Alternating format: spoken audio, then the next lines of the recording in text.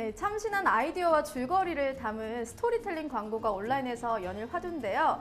짧게는 30초에서부터 길게는 3분까지. 사실 영상 길이에는 제한이 없지만 5초 후에 건너뛰기가 가능하다 보니까 시청자들의 눈을 사로잡기 위해서 연일 창의적이고 재미있는 광고가 지속적으로 개발이 되고 있습니다. 실제로 한 화장품 회사에서는요, 이 미모의 여인이 무중력 상태에서 30초 동안 빠르게 화장을 완성하는 과정을 통해서 자사 제품의 우수성을 광고했다고 해요. 이런 스토리텔링 광고들은 제품의 이미지를 부각시킬 뿐만 아니라요, 소비자의 소비 욕구까지 촉진하는 탁월한 효과가 있다고 하는데요. 네, 이제는 각종 TV 프로그램부터 제품 마케팅까지 스토리텔링 없이는 대중의 호감을 얻기 어렵다는 대목이 아닐까 싶은데요. 오늘은 스토리텔링 전문가를 모시고 이야기를 들어보는 시간 가져보겠습니다. 최연수 강사님을 큰 박수로 자리에 모셔볼게요. 네. 안녕하세요. 네, 안녕하세요. 네, 강사님 오늘 어떤 강연 들을 수 있을까요? 네, 오늘 요새 여러분들 취업하려면 나의 스토리를 어떻게 전달해야 될까 고민 많으시죠? 제가 이제까지 살아오면서 저의 스토리들을 바탕으로 여러분께 나의 스토리를 어떻게 전개하고 어떻게 남들에게 표현할까 한번 아이디어를 한번 생각해보는 그런 시간 갖도록 하겠습니다. 강사님 목소리가 너무 좋으세요. 감사합니다. 네, 뭔가 강사님의 괜찮아요. 목소리를 통해서 들으면 되게 따뜻한 스토리를 왠지 들을 수 있을 것 같은 그런 기분이 듭니다. 최대한 네. 따뜻하게 한번 전달해 보겠습니다. 네, 오늘 강연 잘 부탁드리겠습니다. 네, 감사합니다. 네, 생각이 흐릅니다. 청산유수 최연수 강사님의 강연을 박수로 청해 보겠습니다.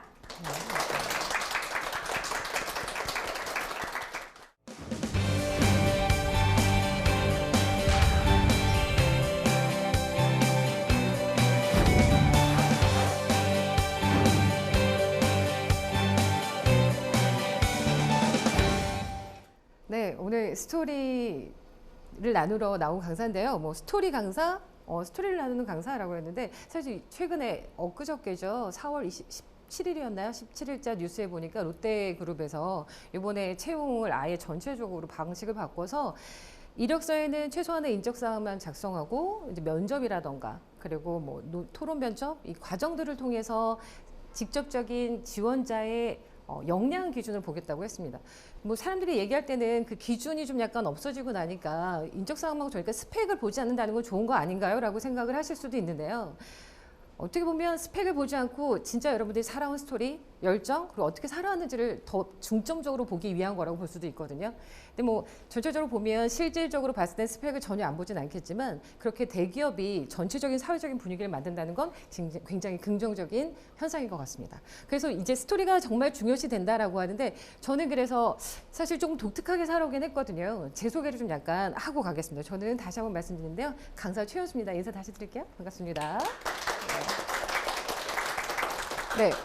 보시면 아시겠지만 저는 처음부터 강사를 했던 사람은 아니고요. 시각 디자인을 전공을 했어요. 시각 디자인을 전공을 하고 그 이후에 뭐 마케팅 일들도 했었고요. 디자인 강의도 했었고 지금 현재로는 강사를 활동하고 있는데요. 그 자세한 이야기는 이따가 들려드릴 거고요. 그렇게 보이지 않겠지만 고등학교 때는 머리가 스포츠 머리였고요. 베이스 기타를 쳤었습니다. 대학교 때까지. 그리고 계속 그냥 조금 약간 힘든 시기들을 겪으면서 음악을 좋아했던 저를 잊고 있다가 재작년에 오랜만에 제가 홍대에서 공연을 했어요. 잠깐 사진을 보여드리면 네, 잘 나왔죠 사진이. 네, 각도가 좀 약간 아래쪽에 아마 사진 찍으신 분이 좀 애정이 담겨 있었던 것 같아요. 사진이 좀 잘 나왔는데 이 사진 찍었을 때 사실 베이스 기타를 치려고 했는데 손에 이제 굳은 살이 다 거의 없어져서 어떻게 할까 하고 있었는데 옆에 계신 분들이 보이스 컬러가 맞으니 노래를 한번 해보면 어떠냐라고 해서 노래를 부르게 됐었습니다. 아까 저에게 목소리 얘기해 주셨는데 저는 목소리의 덕을 좀 많이 보면서 살고 있는 사람이긴 해요. 제가 아까 말씀드렸는데 디자인을 했었다고 했었잖아요. 처음에 제가 해외로 나가게 됐던 건 도피에서 시작됐었습니다. 제가 대학을 졸업을 하고 사회생활을 진출했는데 저희 나라에 IMF가 닥쳤어요. 저희 아버님 사업은 망했고요. 그 전까지는 어려운 거 모르고 살았었는데 저희 아빠 회사는 망하셨고 저는 회사를 들어갔어요. 소개로 들어갔습니다. 정말 힘들게 취업을 했는데 월급이 안 나오는 거예요. 너무 힘든데 집에 얘기 못하고 보험금을 깨서 혼자 이렇게 근근히 진짜 간간히 살아가고 있었는데 이제 더 이상 못하겠다 싶을 때 뭐 프리랜서로 뛰고 투잡, 쓰리잡 이렇게 뛰면서 열심히 일을 했었습니다. 이렇게 살다가 죽을 것 같은 어느 날 요새는 해외 취업이 많지만 그때는 해외 취업이 별로 없었을 때였거든요. 캐나다에서 한국 담당 매니저를 뽑는데요. 영어를 못해도 된대요. 실제로 저는 그때 하이 땡큐밖에 못했습니다. 진짜 이게 살 길이다라는 생각으로 지원을 했는데 정말 경쟁률이 어마어마했었어요. 마지막에 제가 스펙은 굉장히 좋지 않은 편에 속했는데 면접은 좀 잘 보는 편이었던 것 같아요. 최종적으로 2명이 남았는데 저와 또 다른 여자분 한 분이었어요. 그분은 이제 대학원생이고 제 앞에서 이렇게 뭔가 영어로 뭔가 대화를 하더라고요. 그때는 하나도 못 알아들었어요. 아, 저 사람이랑 어떻게 내가 경쟁에 붙지? 이런 생각을 했습니다. 근데 과제를 내줬어요. 레포트를 작성해서 더 잘 쓴 사람에게 기회를 주겠다. 근데 기간이 짧았고요. 아까 말씀드렸지만 저는 투잡, 쓰리잡, 뭐 진짜 낮 밤 할 것 없이 밤새면서 일을 했었기 때문에 레포트라는 걸 쓸 시간이 없는 거예요. 그래서 마지막 마감일 날 새벽에 울면서 이메일을 썼습니다. 이런 기회를 너무 주셔서 감사하고 이 은혜 너무너무 보답하고 싶은데 지금 제가 이러이러한 상황이라 도저히 갈 수가 없는 상황입니다. 나중에 꼭 언젠가는 이 은혜를 갚는 때가 온다면 꼭 그 기회가 왔으면 좋겠습니다. 라고 구구절절히 썼어요. 지금 생각하면 그 구구절절히 쓸 그 노력이면 레포트를 쓰고도 남았겠지만 그렇게 작성을 하고서 이제 나 이제 어떻게 살아야 되나 앉아 있는데 오늘 며칠 있다 전화가 왔습니다. 최종 합격하셨습니다. 출국을 위해서 서류 준비를 해주세요. 라고 온 거예요. 제가 여쭤봤어요. 혹시 다른 분이 레포트 제출 안 하셨나요? 그때 레포트 제출했대요. 근데 인사 이제 관련 담당자분들이 모이셔서 제가 보낸 이메일과 그분이 쓴 레포트를 놓고 고민을 했대요. 어떤 사람을 데려갈까? 근데 아무리 봐도 제가 쓴 이메일이 마음이 끌리더래요. 그래서 정말 아무것도 없이 열정 하나로 그 캐나다를 떠나게 됐습니다. 저희 부모님께서 마련해 주신 100만 원 손에 꼭 쥐고 그리고 캐나다로 이제 가게 되면서 세상으로 나간 첫 문을 열었는데 첫 비행기 탈 때 제가 얼마나 이제 그때 다 처음 비행기 탈 때 그러지 않나요? 귀 밑에 이렇게 멀미약 붙이고 멀미약 먹고 저희 가족도 진짜 공항에 다 나왔어요. 저희가 5남매거든요. 저희 아버지, 어머니 그리고 저희 언니부터 해서 쭉 저희 조카랑 심지어는 저희 이모와 이모부까지 다 나와서 잘 가라고 좀 오랫동안 나간다고 나왔는데 첫 비행기를 타고 그 안에서 이제 캐나다 갈 때 항상 이렇게 기류가 흔들리는 곳이 있어요. 그 첫 비행기 타고 그 지점을 지나가는데 내가 첫 비행기를 타고 이제 세상을 떠나는구나 이렇게까지 벌벌벌 떨면서 세상을 나갔습니다. 근데 캐나다 갔더니 이거는 좀 약간 다른 얘기인 것 같은데 제가 거기 가서 들었던 얘기는 한국 사람 같지 않다라는 얘기였어요. 요새는 많이 여러분들이 바뀌었는데 그 당시에는 그 이제 외국인 캐나다 사람이라던가 해외에 있는 분들이 말하기로는 저처럼 웃으면서 인사하는 사람이 없었다. 저는 근데 아까 말씀드렸죠. 영어를 잘 못하기 때문에 할 수 있는 건 하이 땡큐 이거밖에 웃으면서. 근데 다들 좀 약간 닫고 열지 않을 때 웃으면서 접근을 하고 다가왔기 때문에 마음을 열고 친구를 사귀는데 굉장히 편하게 잘 지낼 수 있었습니다. 그렇게 해서 이제 처음으로 나갔는데 우리나라보다 문화가 조금 더 좋은 곳에서 그렇게 생각을 했고요. 그렇게 하다 이제 한국에 돌아와서 이제 한국에서 업무를 보다가 제가 약간 일 중독자였긴 한데 그 상해 쪽에서 일을 좀 도와달라는 요청을 받아서 중국 상해로 나가게 됐어요. 중국 상하이에 가게 됐는데 이제 광고 기획 디자이너로 일을 하게 됐습니다. 뭐 잡지 광고도 했고요. 모 기업에 뭐 여러 가지 광고 디자인을 하게 됐었는데 이때 나가서 제가 처음에 봤던 문화적인 충격은 한번 공원에 갔어요. 그 시장 같은 곳인데 되게 적은 돈을 내고 화장실 들어오는데 들어갔다가 제가 발 뒷걸음질 치고 이렇게 나왔습니다. 제가 봤던 장면은요. 이게 이제 화장실인데요. 제가 봤던 건 이제 남자 화장실로 보여드릴게요. 자 보시면 어떤 상황인지 알겠죠? 제가 봤던 건 어떤 여인의 이렇게 살색이었어요. 그래서 깜짝 놀라서 뒷걸음질 쳐서 나왔었는데 문화적인 충격이 굉장히 어마어마했습니다. 근데 처음에는 약간 그 당시에 중국인에 대한 정보도 없고 이해도도 낮았기 때문에 뭐 이래? 라고 했는데 제가 나중에 물어봤어요. 도대체 화장실이 왜 저러냐고 물어봤더니 중국은 예전부터 전쟁이 많았잖아요. 전쟁이 많은데 항상 위험할 때는 언제요? 화장실은요. 앞이 보이지 않고 문이 막혀 있어요. 만약에 누가 공격을 하면 도망칠 수가 없는 상황이더래요. 그래서 화장실이 높이도 낮고 옆에 문도 없다라고 얘기를 하더라고요. 요새 이제 화장실 전체에 뭐 바꾸고 있는 분위기긴 하지만 이러한 문화적인 것들의 충격 그리고 그 안에서 뭐 생활을 하면서 여러 가지 사람들을 만났는데 제가 뭐 캐나다도 가고 뭐 중국도 가고 이따 두바이 얘기도 하겠지만 느꼈던 건요. 어느 나라 사람이냐가 중요한 게 아니라 어떤 사람이냐가 중요하더라고요. 좋은 사람들은 좋고 그래서 저는 뭐 어느 나라에서 어때 이런 얘기는 잘 하지 않는 편입니다. 그래서 문화적인 충격은 있었으나 제가 이 왼쪽 손에 보면 여기 뼈가 하나가 없어요. 일을 너무 열심히 해서 뼈 하나를 뺐습니다. 그렇게 열심히 일을 하다 보니까 이 화면 넘길게요. 별로 좋지 않네요. 자, 일을 하다 보니까 중국에 있는 일본 회사에서 일하게 됐는데 소닉 레이싱이라는 게임 아시죠? 이 게임 만든 회사에서 중국의 온라인 사업부를 만들었는데 거기에서 그 마케팅 담당 디자이너로 일을 하게 됐어요. 그때 들었던 얘기는 대만에 출장 갔다 오신 분이 대만에 갔더니 누가 최연수라는 사람을 물어보더라. 그 사람 일 잘한다던데 소문났던데 이렇게 얘기를 했다라고 하더라고요. 뼈를 빼는 아픔은 있었으나 일할 것은 있어서 되게 행복하긴 했었습니다. 이때도 제가 회사에서는 어떠한 사람이었냐면 웃으면서 뛰어다니는 사람, 인사하는 사람이었어요. 회사에 재무 담당자분이 있으셨는데 여성분이셨고 50대셨는데 일본에서 유학을 하고 굉장히 사람들이 무서워하는 카리스마가 정말 넘치는 분이셨거든요. 근데 그분과의 관계에 있어서 저는 무서운 게 좀 없었었던 것 같아요. 사람에 대한 기본적인 신뢰 이런 게 있어서 만나면 항상 웃으면서 뛰어다니고 바빠서였고요. 반가워서 인사를 했었거든요. 근데 어느 날 엘리베이터를 타는데 다 이제 계시고 이제 그분이 타면 이제 그분 주위로 공간이 이렇게 남아요. 그래서 저는 탔죠. 안녕하세요. 그러니까 니하오였겠죠. 인사하고서 딱 탔는데 그분이 제 손을 잡고 너 밥 먹었어? 밥 먹으러 가는 거야? 뭐 먹으러 가? 그랬더니 옆에 있는 분들이 다 이렇게 쳐다보더라고요. 근데 물론 다른 분들과도 사이가 좋았기 때문에 연수라서 그래 라고 하긴 했었습니다만 그렇게 사람들과 마음을 열고 지냈더니 나중에 회사를 그만두고 나와야 되는 때가 됐었어요. 아시겠지만 중국에서 해외 기업이 살아남기는 좀 힘듭니다. 그래서 그때 이제 이 회사도 대기업임에도 불구하고 그만두고 나와야 하는 상황이었는데 그분이 저를 따로 부르시더라고요. 그러더니 너는 일도 잘하고 그리고 성격도 좋고 그리고 중국어도 소통이 되니까 참고로 저의 중국어와 영어는 정말 전투 영어와 전투 중국어입니다. 근데 소통을 하는 방법들을 좀 약간 찾았어요. 뭐 고급스러운 언어를 쓰지 않아도 되고요. 그 상대방에게 말을 전달하려면 그 상대방이 어떻게 표현하면 이해하는지에 좀 집중을 해서 그러니까 꼭 왔으면 좋겠다라고 해서 얘기를 해주더라고요. 그때도 되게 감사하고 감동하는 시간이었는데요. 그렇게 해외에 또 있게 됐었습니다. 그래서 일본 회사에서 이렇게 일을 하다가 어떻게 됐었냐면 일본인 경영진 그리고 한국인 기술진 그리고 중국인 운영진 이렇게 해서 진행이 됐었어요. 근데 여기에서 일을 하면서 디자인 일도 하고 마케팅 일 쪽도 하면서 점점점 일도 좀 약간 키워나가는데 중간에 잠깐 제가 쇼호스트를 준비를 하기도 했었습니다. 주변에서 목소리가 톤이 이러니 한번 쇼호스트를 하면 좋겠다라고 하던 어느 날 뭐 학원도 다녔었고요. 어떤 분이 두바이에 출장을 가는데 한번 같이 가서 좀 도와달라고 해서 나갔어요. 그래서 나가서 있으면서 이제 게스트하우스에 있던 분들이랑 일하는데 또 열심히 일하다 보니까 또 기회가 돼서 두바이에서 일을 하게 된 거예요. 재미있는 에피소드들을 약간 들려드리면 두바이와 이제 한국의 관계가 굉장히 좋거든요. 어느 정도로 좋으냐면 두바이에서 비자가 기간이 만료가 되면 옆에 아만이라는 곳으로 가야 돼요. 아만이라는 곳에서 도장만 찍고 오면 돼요. 운전하고 가서. 운전을 하고 들어가면 한 명은 나서 여권을 검사를 하고요. 한 명은 뒤로 트렁크를 가요. 트렁크 가서 열어보고 좀 살펴보는데 막 걸어오더니 여권을 보여줬더니 너 코리안이야? 그래서 코리안이야 했더니 그럼 그냥 패스.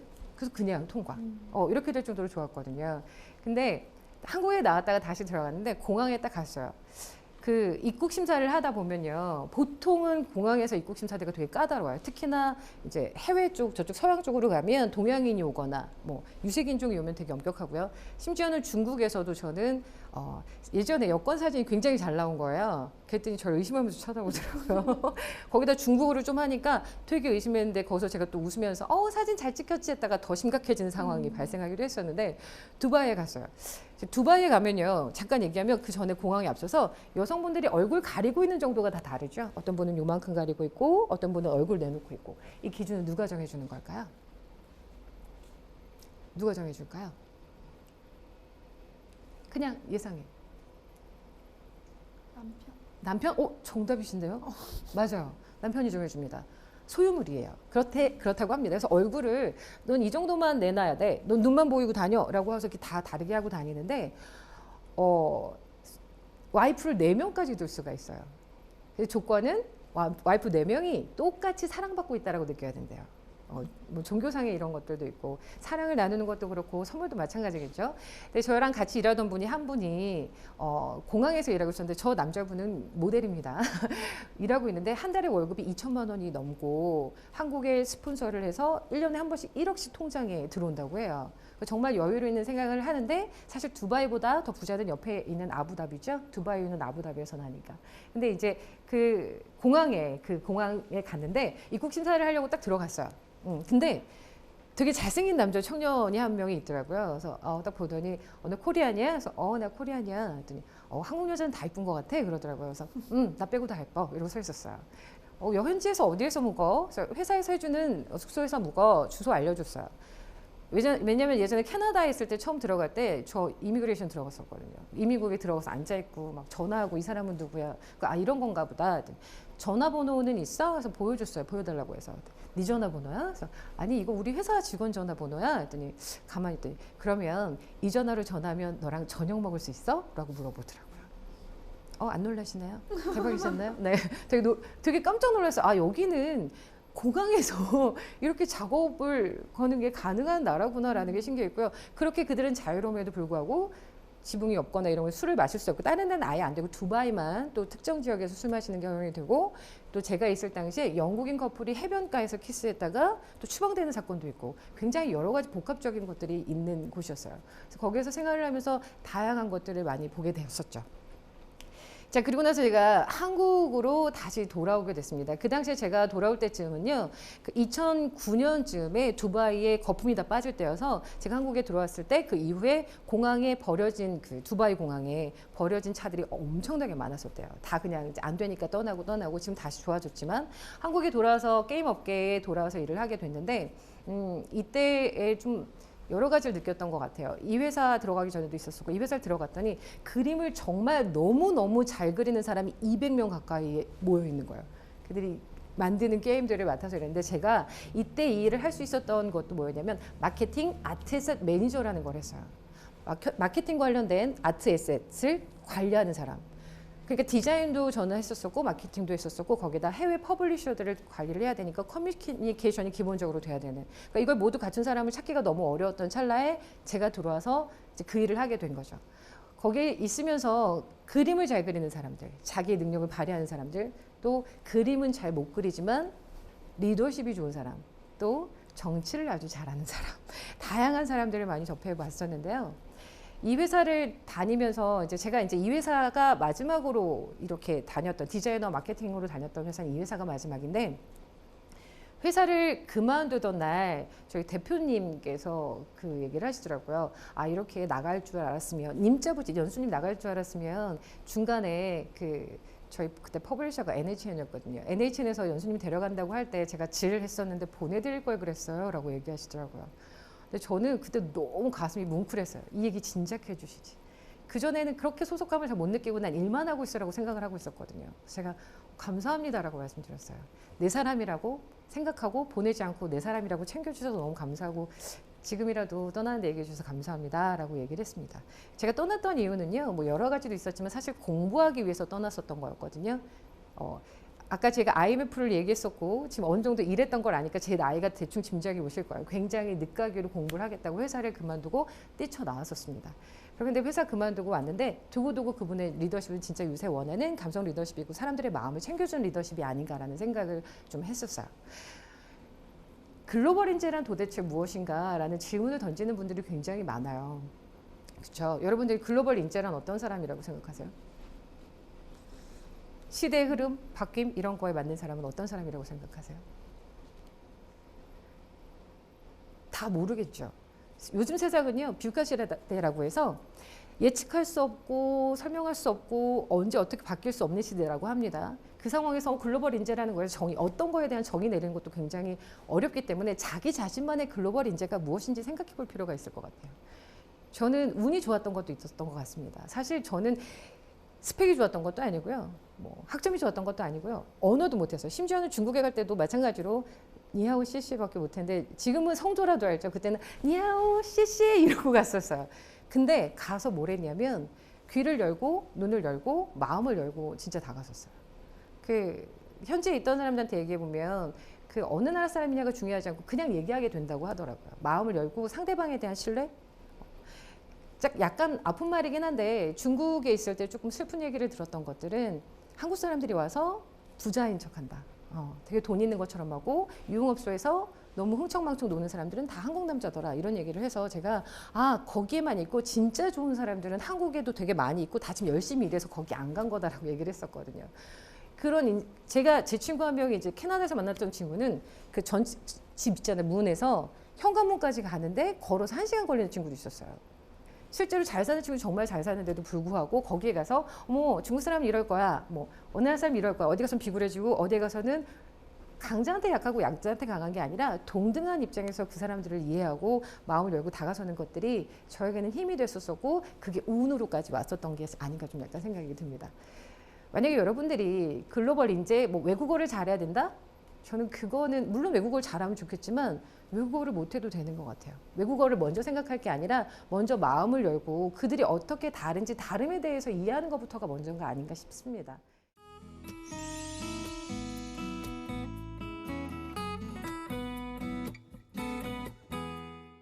해외에, 그러니까 한국 게임 회사에서 일을 하면서 한국 담당 마케팅 매니저 일을 했었다고 얘기했었잖아요. 해외 퍼블리셔들을 관리하고 그리고 나서 회사를 뛰쳐나왔어요. 제 꿈을 찾겠다고. 말씀드렸듯이 제가 IMF 때문에 유학을 포기했었잖아요. 정보를 공부하고 싶었던 게 있었거든요. 그래서 그 공부를 하겠다고 뛰쳐나와서 독일을 가게 됐습니다. 꿈을 향해서. 독일에 처음에 갔을 때는요. 굉장히 여러 가지 문화들이라던가 이런 환경들이 너무 좋았어요. 그리고 독일은 항상 이렇게 좀 몽환적이고 정말 좋더라고요. 처음엔 그게 그냥 원래 그런 줄 알았습니다. 나중에 또 설명을 드릴게요. 가니까 너무 좋았던 건 진짜 우리가 그림으로만 보던 이런 어떤 건축물들, 예술작품들을 실제로 볼 수 있어서 너무 좋았어. 아, 이렇게 풍족해지는 게 내 마음에 채워지는 게 이런 것들이구나. 또 좋았던 건 우리 오케스트라 가기 전에 이거 먼저 보여드릴게요. 자, 보면 우측에 있는 게 뭐로 보이세요? 저 주황색 통. 쓰레기통? 휴지통? 휴지통 같아 보이나요? 이 지금 베를린에 있는 제가 찍은 사진인데요. 그 도로를 보면요. 이게 바로 앞에 있고요. 저 앞에도 하나가 있고요. 중간중간에 막 달려 있어요. 잘 보시면 동그랗게 되어 있는 부분은요. 담배꽁초 버리는 곳이고요. 우측이 조그맣게 강아지 모양 보이시나요? 네. 강아지가 배변을 하면 버리는 통이에요. 정말 다르죠. 우리나라에서 만약에 강아지 배변을 중간에 달면 사람들이 뭐라고 해요? 이 더러운 걸 어디 중간에다 이렇게. 근데 이렇게 깨끗하게 중간중간에 아주 잘 달려 있어요. 우측에 있는 건 뭘로 보이세요? 모양 보고 한번 유추해 보세요. 분리수거. 맞습니다. 분리수거. 우리나라의 분리수거 녹슬어가고 있죠.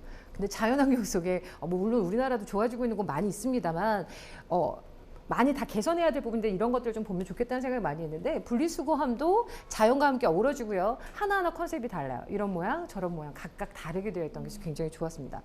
또 우리 왜 오케스트라 가서 만약에 가서 공연을 본다 연주회를 본다 그럼 여러분 어떻게 가세요 보통? 정장 표 끊고 정장 빼입고 뭐 되게 우아하게 가서 앉아있죠. 제가 가서 봤던 건 공원에서 했던 피라모니 오케스트라의 공연이었거든요. 잘 보시면 바닥에 누워 있고요. 아이들이 소리 지르면서 뛰어다녀요. 근데 아무도 그거에 대해서 뭐라고 하지 않고요. 자연스럽게 삶 속에서 음악을 듣고 삶을 즐기는 모습들을 봤습니다. 아, 이런 것들이 정말 이렇게 삶 속에서 좀 영위하고 즐기는 삶이 아닌가라는 생각이 들었어요. 근데 이렇게 해서 열심히 공부를 하고 제가 공부하겠다고 갔는데 그리고 여러분 아시죠? 독일어 발음. 제가 원래 외국어를 배울 때 발음을 재미있어 하는 사람이에요. 중국어 발음도 재밌다. 실 발음 와 이렇게 좋아하는 성격인데 독일어 발음은 발음이 너무 어려운 거예요. 그래서 되게 고민을 많이 하고 힘들어하고 있었는데 독일어 발음이 아니라 저를 힘들게 했던 건 저혈압이었어요. 첫 번째는 사람들과 함께 놀이터에 있다가 객살 뻔했습니다. 보통 어지러우면 이렇게 어지럽잖아요. 이게 아니라 목 뒤에서 그냥 쭉 잡아당겨요. 그냥 쓰러지듯이. 그래서 이렇게 사람들이 잡아줘서 괜찮았는데 두 번째는 아파트에 저 혼자 있는데 싱크대를 잡고 진짜 넘어지듯이 딱 잡고 섰어요. 그러니까 그거 없었으면 저 이제 뇌진탕에 걸렸거나 진짜 객살 뻔했는데 공부고 뭐고 다 필요 없고 나는 한국으로 돌아가야겠다는 생각이 들었어요. 그렇게 다 모든 걸 버리고 떠나는데 그러고 나니까 자연스럽게 우울증이 오더라고요. 제가 원래 약간 조증이 있었거든요. 조증과 우울증이 막 조울증이 심했는데 우울증이 일단 심하게 와서 어느 정도까지 갔었냐면 내일 아침에 눈을 안 떴으면 좋겠다는 생각까지 갔었어요. 이렇게 밝고 긍정적인 사람이. 그래서 나는 왜냐면 제가 어느 정도 나이도 있고 경력은 단절이 됐고 공부하겠다고 가서 돈은 다 썼고 아무것도 없는 거야. 돌아와서 할 것이. 되게 큰 소리 떵떵 치고 갔기 때문에 사람들한테 얘기도 못 하겠는 거예요. 그래서 우울하게 있었었는데 이때 제가 약간 제 자신과 마주하는 시간을 좀 가졌습니다. 제 자신과 마주할 때 저는 처음에 제가 혼자 있기 위해서 그 남은 돈을 가지고 캐나다를 갔어요. 그전엔 일하러만 갔었고 공부하러만 갔었는데 캐나다에 가서 그냥 내가 이 돈을 다 쓰고 많은 돈은 아니었어요. 그냥 그렇더라도 죽는 것보다 나으니까라고 갔었는데 그때 저에게 도움이 됐었던 거는 그 거현지에 제 초등학교 제일 오래된 친구가 있었거든요. 그 친구를 만나서 얘기를 하면서 제가 원래 어떤 사람이었는지 얼마나 밝은 사람인지 사람들한테 어떤 에너지를 주는 사람인지를 친구한테 듣고 내가 그런 사람이구나를 알았어요. 그러고 나서 한국에 딱 돌아왔는데 거기서 에너지를 좀 얻었고요. 또 그때도 이제 그 처음으로 집을 쉐어하는 형태로 살게 된 거예요. 여성분들만 모여있는. 문제가 정말 많더라고요. 어마어마하더라고요. 그 안에서 고민하는 사람들의 얘기들을 들어주면서 제가 원래 공부하려고 했던 게 미술치료였거든요.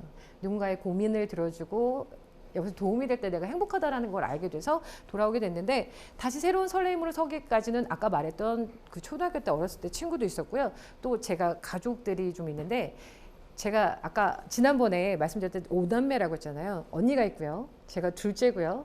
셋째 동생 여동생, 넷째 여동생, 막내 남동생이에요. 네. 언니랑 지금 넷째 동생은 결혼을 한 상태고, 어머, 저희 가족들 얘기 다 하네요. 셋째 동생은 굉장히 키가 크고 건축, 설계를 하는 친구였는데, 동생들이 어떠냐면 좀 엄격해요. 그러니까 저에게 바라는 것도 많고. 그래서 제가 해외에서 오래 생활을 했기 때문에 저에 대해서 항상 되게 좀 너무 깐깐하게만 얘기하고 엄격한 기준으로 해서 말도 못 꺼냈었는데 제가 이렇게 좌절해 있으니까 손을 내미는 게 바로 가족이더라고요. 사실은 저는 그 전에는 나 혼자라고 생각을 했어요. 왜냐하면 어렸을 때 집안이 힘들어서 나갔었고 계속 혼자 생활을 하고 해왔어서 힘들 때 의지할 곳이 없다고 생각했었는데 어렸을 때 친구, 가족들이 얘기했는데 그때 동생이 얘기해 주더라고요. 언니 전에는 디자인 강의만 했었고 뭐 만화 관련된 거 프로그램 관련된 강의만 했었는데 언니 사람들한테 가르치는 일 도와주는 일 하고 싶다고 했으니까 한번 강사를 해보면 어때? 라고 얘기를 해서 강사 양성 과정을 들었어요. 제가 얼마나 떨었었냐면 처음에 강사 양성 과정을 들어가서 안녕하십니까 최현수입니다 이렇게 얘기하고서 딱 앉으면 왜 온몸이 쫙 피가 돌면서 저리는 거 있잖아요. 이 정도로 떨었었는데 자랑은 아니고요. 운이 좋았었습니다. 마지막에 수료할 때 최우수로 수료를 하더라고요. 정말 즐기고 있더라고요. 내가 공부해서 남들에게 전달을 해주고 다른 사람에게 동기부여를 하고 다른 사람들에게 뭔가 도움이 되는 삶을 살고 있는 게 너무 행복한 거야. 아, 이 일을 해야겠구나 라고 해서 그 일을 하게 되었고 지금 이제 여러분 앞에까지 설 수 있게 됐는데 강사의 길을 걷다 보니까 지금 이제 기업체 강의도 하고요. 좋았던 건 저의 경험들이 하나도 버릴 게 없다라는 거예요. 회사에서 일을 했었고 다양한 사람들을 만났었고 다양한 인종을 만났었고 그런 경험들이 많은 사람들과 공감할 수 있는 계기가 됐는데 최근에 제가 또 여기도 지금 방송에 출연을 하고 있잖아요. 방송에 또 도전을 어떻게 하게 됐어요. 소개를 받아서 잠깐 영상을 좀 약간 보여드릴게요. 이거 혹시 아시나요? 네, 저 얼굴 아시나요? 네, 유지하는 MC 아시죠? 잠깐 보여드릴게요. 당신의 인생을 바꿔줄 기적의 자기소개서 비결 Do it yourself DIY 자기소개서. 안녕하세요. 안녕하세요. 네, 취업 컨설턴트 최현수 멘토님 모셨습니다. 어서 오세요. 네, 안녕하세요. 반갑습니다. 네, 취업 컨설턴트 최현수입니다. 컴투스에 지원하는 거니까 그 그러니까, 정도 아무래도. 센스는 좀 발휘되지 않나 싶은데 우리 멘토님께서는 이 부전자의 프로필을 보고서 어떤 점이 좀 눈에 띄셨나요? 네, 말씀하신 것처럼 지금 네. 제가 이제 게임 회사에 다녔었잖아요. 네. 게임 회사에 다닐 때 저는 제가 다녔던 회사에서는 저희가 하고 있는 서비스하고 있는 게임의 만렙을 얼마나 몇 번 찍었나 이런 것도 물어봤습니다. 실질적으로 그만큼의 관심을 보였을 때 그 정도는 돼야 와서 개발을 할 수 있지 않을까라는 이야기를 하거든요. 아, 네. 동영상에서 보시면 네, 되게 가식적인 여자 한 명 나오죠. 접니다. 첫 방송 녹화했을 때였는데요. 굉장히 많이 떨렸는데 제가 여기에서 그래도 티가 안 나고 떨지 않을 수 있었던 이유가 저 두 MC 덕분이었어요. 너무 편안하게 해주는 거예요. 제가 지난주 그 복면가왕에 나왔었거든요. 유지한 MC가 나왔었거든요. 유지한 씨가. 근데 저는 모르고 방에서 이제 막 일을 하고 있었어요. 근데 저희 어머니께서 문을 놓고 현수야 네가 말했던 그 성격 좋고 사람 좋은 그 MC 나왔다라고 해서 누구야 하고 나갔더니 그 유지한 MC가 그 복면 가면 딱 벗고 되게 그 덧니난 활짝 미소 이렇게 해서 노래를 하고 있더라고요. 저는 매번 가서 그냥 가끔 흥얼흥얼거리는 노래를 들으면 정말 노래를 잘한다라고만 생각을 했지 그 전에 성대결절이 있어서 그렇게 오랫동안 고생했다는 얘기는 몰랐거든요. 근데 제가 왜 이분을 되게 좋다라고 얘기를 하냐면 제가 처음 갔을 때는 저에 대한 안면도 없죠. 낯선 사람이 갑자기 와서 같이 진행을 한다고 왔어요. 근데 저한테 너무 편안하게 해주고 너무 존중해주고 너무 배려를 해줘서 이분들에게 의지해서 제가 진행을 할 수 있었거든요. 그 옆에 이제 황보미 아나운서 같은 경우도 두 분이 스타일이 다른데 굉장히 창의적이고 똑똑한 건 기본적으로 똑같아요. 근데 유지한 씨는 되게 뭐랄까 창의적이고 재치가 넘친다면 황보미 아나운서는 정말 똘망똘망해요. 이런 표현해도 될까? 똑똑해요. 그 짧은 시간 동안 녹화를 하면서 제가 했던 내용들을 거의 다 흡수해서 거기에서 본인이 좀 더 개발해서 발전해서 대답을 하고 진행을 하더라고요. 그래서 아, 이분들은 진짜 전문 MC고 너무 성품이 좋구나라고 했었는데 지금은 이제 그때 운이도 좋게 연결이 돼서 쭉 진행을 하고 있습니다. 저에겐 도전이었어요. 사실은 제가 여기서 이렇게 얘기하면서도 이 조명들과 카메라가 절대로 적응이 되지 않거든요. 근데 이렇게 의지해 가면서 여러분들에게 좀 진행을 하고 있는데 항상 저는 사람들과 소통하고 공감을 하는 것 같아요. 그래서 이렇게 방송을 뭐 하게 되었는데 제가 처음에 시작이 되었던 건 도피에서 시작이 됐었죠. IMF가 터졌고 집에 돈은 없고 나는 죽을 것 같고 살 수 없을 것 같고 이거 시작된 여정이었는데 어느 순간 이런 과정들이 하나하나가 지나가면서 제가 오히려 살 수 있는 원동력이 됐었습니다. 근데 이렇게까지 할 수 있었던 건 바로 나 자신에 대한 사랑, 그리고 나의 사람들에 대한 사랑, 일에 대한 열정, 나의 삶에 대한 열정들이었었고요. 내가 지나온 시간들이라던가 내가 힘들었던 순간들은 버릴 것이 하나도 없다는 거. 그래서 제가 스토리를 막 이야기를 하고 있는데요. 사실은 이 스토리 하나하나가 살아있는 이야기가 되고요. 사람들과 나누고 공감할 수 있는 그러한 재산이 되었던 것 같습니다. 그래서 지금 다시 설레는 오늘과 내일을 꿈꾸고 있습니다. 자, 이야기를 좀 해보려고 하는데요. 자, 여러분들 다른 사람의 삶 지금 와서 듣고 계시잖아요. 지금 강연을 들으러 오셨고 여러분 우리는 어렸을 때부터 위인전을 읽었고요. 뭐 소설책도 읽고 동화책도 읽고 누군가의 자서전을 읽기도 합니다. 왜 읽으세요? 왜 읽을까요? 우리는?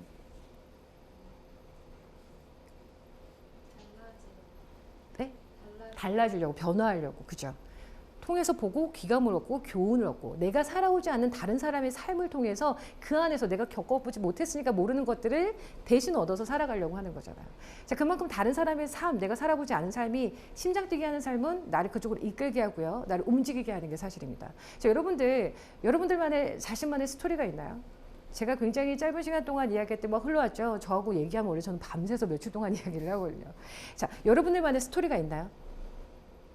당장 자기소개서에 여러분들의 자기소개서에 나의 역량과 관련된 스토리를 쓰라고 한다면 쓸 스토리가 있나요? 제가 강의를 하면서 느꼈던 건 뭐냐면 있으실 거예요. 물론 다 있으시죠. 있는데 내가 되게 강렬하다고 생각하는 이 스토리를 모든 거에다 또 막 대입을 시키려고 하세요. 강사님 여기도 썼고 저기도 썼는데 써도 될까요? 이왕이면 다른 거 쓰라고 말씀을 드리죠. 정말 없어요? 소소한 스토리는 쓰면 안 되나요? 막 뭔가 대단하고 위대하고 막 창의적이고 막 열정적이고 이런 스토리만 써야 그게 진짜 스토리인가요? 움직일까요, 마음을? 자, 어떤 사람은요. 그냥 서점에 잠깐 들렸다가 우연히 펼쳐본 책의 한 글귀에서도 인생이 바뀌고요. 어떤 사람은 어느 영화 한 편에서도 삶이 바뀝니다. 그러니까 여러분들의 삶 속에서도요. 저는 그런 얘기를 해요. 그러니까 스토리가 뭔가 그게 내가 도전했던 게 굉장히 크고 이런 게 중요한 게 아니라요. 도전했던 마음. 여러분 여기 와서 내가 강연을 듣겠다고 앉아있는 열정을 펼쳤던 것처럼 여기에 와서요. 자, 내가 뭔가 했어. 그래서 여기 끝나는 게 아니라 자, 여기서 돌아갔어. 이 다음이 중요해요. 우선 열정을 통해서 여러분 도전을 했죠. 이 다음에 달라져야죠. 아까 변화 얘기하셨죠. 그 다음에 내가 어떠한 방향으로 가느냐. 근데 여러분이 어떠한 행동을 했더라도 오늘 그냥 하나 이 강연 들으러 왔던 이거 하나만으로도 여러분 인생에서 바뀔 수가 있는 거예요. 그날 그 강연을 듣고 아, 내가 세상에 나가려면 사람들과 호흡하려면 소통하려면 마음을 열어야겠구나. 그걸 얻었고요. 그래서 제가 나가서 이러이러한 행동들을 했습니다. 전 지금 당장 뛰어나가서 표를 끊었고요. 혹은 아니면 진짜 작게는요. 요새 되게 커뮤니티 많잖아요. 외국인들과 소통할 수 있는. 나는 글로벌 인재가 되기 위해서 매주 매달 일정한 계획을 세우고 거기에서 활동을 했고 최대한 아주 유창한 회화는 아니더라도 그들과 함께 봤을 때 어떠한 표정으로 얘기하면 이야기가 무슨 이야기구나라고 느낄 수 있을 정도는 있습니다. 이러면 안 돼요? 전 괜찮다고 생각을 해요. 꼭 거창하고 위대한 걸로 다 접근하려고 하니까 스토리 쓸 게 없어요. 왜 쓸 게 없어요? 여러분들이 이제까지 살아온 날들이 얼마나 많고 얼마나 많은 시간이 있는데요. 숨쉬는 매 순간순간이 여러분들의 스토리고요. 근데 그 스토리 똑같은 시간인데 그 시간에 내가 어떻게 집중했고 어떤 이야기들을 하고 있고 어떻게 살아가고자 하고 있는지 그게 더 중요합니다. 그래서 여러분들이 자신의 삶을 좀 약간 소중히 여기고 매 스토리가 모든 스토리들이 좀 중요하다는 생각을 좀 하셨으면 좋겠다는 생각이 들고요. 자, 선택될 것인가 선택할 것인가 제가 이런 질문 들었는데 요새 오디션 프로그램 정말 많죠. 네, 저희 프로듀스 101 그 보시잖아요. 그 예전에 걸그룹을 선발을 할 때에는 그 관심이 없었어요. 아마 제가 여자라 그런가 봐요. 근데 최근에 이제 남자 그룹 뽑는다고 했더니 너무 귀여운 거예요. 어머 나 막 뭔가 뽑아줘야 될 것 같고. 근데 사실 제 입장에서 봤을 때는 걸그룹이라던가 이제 아이돌 그룹들을 나오면 어떤 느낌이냐면 어린아이들 있잖아요. 어린아이들 우리 유치원 가면 아이들 재롱잔치 하잖아요. 본인이 열심히 노력하고 준비해서 막 재롱, 사랑받기 위해 재롱을 부리는 그런 느낌이에요. 근데 이 과정이 너무 힘드니까 거기서 막 동요되고 막 공감되고 너무 힘드니까 이렇게 되더라고요. 근데 그 K-팝 스타를 보면 이 3명의 심사위원이 있죠. 다 모두들 그 3분에게 선택이 되기 위해서 굉장히 열심히 합니다. 그렇죠. 열심히 하는데 어느 순간 보면 이 3분이 끌려가는 순간이 있어요. 마음에 드는 사람. 이 사람 갖고 싶어서. 특히 이제 양현석 심사위원이랑 박진영 심사위원이 겹칠 때가 있죠. 그러면 서로 막 신경전을 벌이고요. 이때부터는 밀당해서 이제 이쪽에서 이제 당기려고 하기 시작을 하죠. 와일드 카드를 쓰기도 하고요. 내가 데려갈래? 뭐 이런 것도 하고요. 여러분들이 만약에 진짜 매력적이고 진짜 열정적이고 우리 회사에 필요한 사람이고 나와 함께 하고 싶은 사람이라고 만약 매력적으로 보여진다면 여러분들이 선택을 할까 아니면 그분들이 선택을 할까요? 여러분들이 선택하겠죠. 그렇게까지 돼야죠. 저는 그래야 된다고 생각을 합니다. 그게 뭐냐면 그렇게 되는 거 쉽다라고 그게 아니라 가까이 갔을 때 마주했을 때 상대방으로 하여금 저 좀 이게 아니라 저 사람 왠지 끌리는데 같이 일하고 싶은데 이런 느낌이 드는 건 잘하겠습니다. 열심히 하겠습니다. 그게 아니라 진짜 안에서 나오는 진짜 하겠다는 열정, 일에 대한 사랑, 면접관에 대한 사랑, 회사에 대한 사랑, 일에 대한 사랑 이런 게 아닐까 싶어요. 그래서 제가 좀 약간 이야기하고 싶은 거는 사랑에 빠지라고 얘기를 하고 싶어요. 바로 짧게는요. 왜 보통 면접은 어떻게 보냐. 이제 점점 면접이 되게 중요하게 되죠. 물론 목소리가 좋고 표정이 좋고 이쁘고 막 이런 것도 중요하긴 해요. 이미지 메이킹도 중요한데요. 최근에 그 강의를 갔는데 어떤 여학생이 저에게 그 질문을 하는 거예요. 너무 열심히 준비하고 있어서 제가 면접관이면 뽑겠다 싶은 학생이었어요. 근데 질문이 있습니다. 그래서 뭔데요? 했더니 제가 공기관에 면접을 보려고 하는데 치마를 입어야 돼요? 바지를 입어야 돼요? 그 물어보는 거예요. 치마 입어야 돼요? 바지 입어야 돼요? 어떻게 생각하세요? 치마? 바지? 치마? 바지? 제가 뭐라고 했을까요? 어울리는 거 입으시라고 했어요. 그런 조그마한 기준에 흔들리지 말고 이렇게 준비 열심히 했으면 본인이 더 빛나는 거, 본인에게 어울리는 거 입고 가라고. 다만 조금 기준이 좀 약간 보수적일 수 있으니 치마 길이는 너무 짧지 않으면 좋을 것 같다. 그렇게 생각했으면 좋겠다. 그런 쓸데없는 데 나 에너지 쏟지 말라고 했어요. 그 시간에 본인에도 충실하고 본인이 내실을 다져야죠. 치마를 입을까요? 바지를 입어야 될까? 이거 중요하지 않아요. 면접관이 치마 입었다고 뽑고 바지 입었다고 안 뽑고 이러겠습니까? 그건 아니잖아요. 그래서 그런 거에 집중했으면 좋겠어요. 그래서 작게는 내가 바로 지금 앞에 있는 사람, 제가 항상 얘기하면 면접관 얼굴 위에 내가 좋아하는 연예인의 얼굴을 입혀라라고 얘기합니다. 미소가 지어지죠. 참 신기하게도 사람은요. 나를 생각하고 미소를 짓는 게 아님에도 불구하고 상대방이 그 애정을 담은 미소로 띄우잖아요. 그럼 왠지 끌려요. 사람은 우리가 통하는 것들이 있습니다. 면접관을 바라볼 때 사랑을 담고 가시고요. 왜냐하면 이 사람이 날 나중에 뽑아주고 나랑 같이 일할 기회를 줄 수 있는 사람인 거잖아요. 면접관이 압박 면접하면 저를 미워서 그런 거 아닌가요? 왜 미워해요? 관심이 있으니까 압박 면접하는 거고요. 검증해서 데리고 같이 가고 싶은 거거든요. 공격한다고 생각하시면 그때부터 싸움이 돼요. 하지만 인정하고 그 사람이 지금 뭘 원하는지에 집중하고 경청을 하면 그 원하는 대답을 끊을 수 있습니다. 여러분 사랑하는 사람 생기면 밀당하죠? 안 하나요? 사랑하는 사람이 있으면 그 사람이 이상형이 누구인지 뭘 좋아하는지 생각하게 되잖아요. 그거 먼저 생각을 하시면 돼요. 그래서 이렇게 얘기하고 싶어요. 우선 면접관과 사랑도 빠져야 되겠죠. 회사하고도 사랑에 빠지시고요. 그에 앞서서 중요한 건 여러분들이 앞으로 평생 혹은 중간에 저처럼 직업이 바뀔 수도 있겠지만 여러분들이 지금 하고자 하고 있는 내 삶에서 나의 중심이라고 생각하려고 하는 직업, 그거부터 먼저 생각하시고 그에 대한 애정과 열정부터 생각을 하세요. 근데 그 전에 뭘 해야 될까요? 직업에 대한 사랑 전에. 네, 맞습니다. 너무 정답을 잘 얘기해서 감사해요. 나 자신부터 사랑해야 돼요.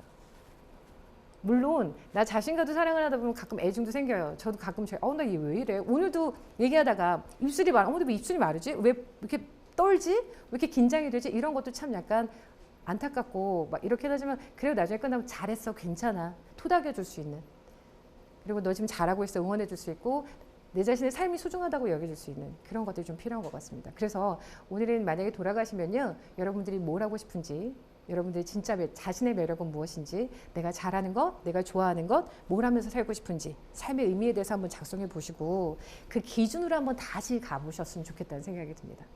네, 지난 시간과 오늘까지 같이 좀 제 스토리들을 바탕으로 짧은 시간이지만 말씀을 드렸는데요. 조금이라도 여러분들에게 도움이 됐으면 좋겠고요. 여러분들이 앞으로 가시는 여정에 계속해서 늘 응원하고 있겠습니다. 네, 여기서 마무리를 하도록 하겠습니다. 감사합니다.